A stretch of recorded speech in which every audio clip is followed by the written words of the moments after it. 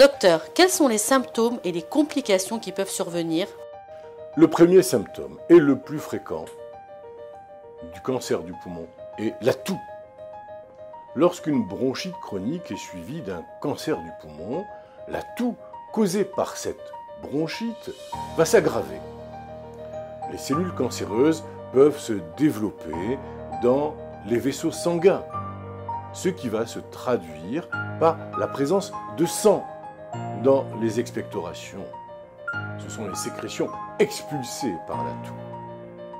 La tumeur cancéreuse peut encore se développer aux dépens des bronches ou faire pression sur celles-ci, ce qui va diminuer leur diamètre et causer ainsi une respiration sifflante.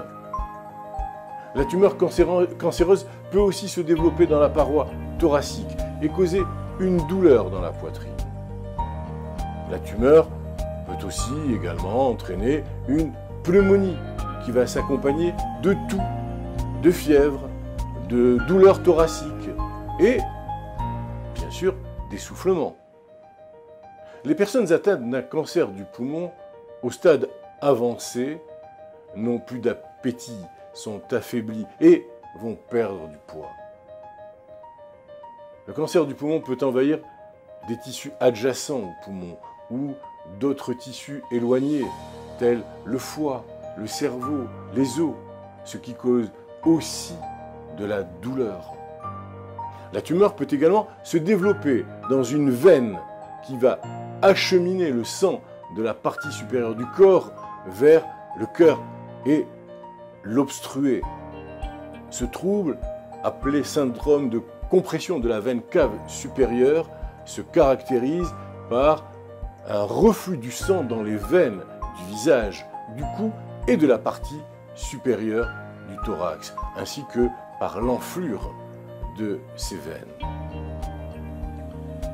La tumeur cancéreuse peut entraîner l'accumulation de liquide dans les enveloppes du cœur ou des poumons, ce qui va rendre la respiration très pénible, difficile.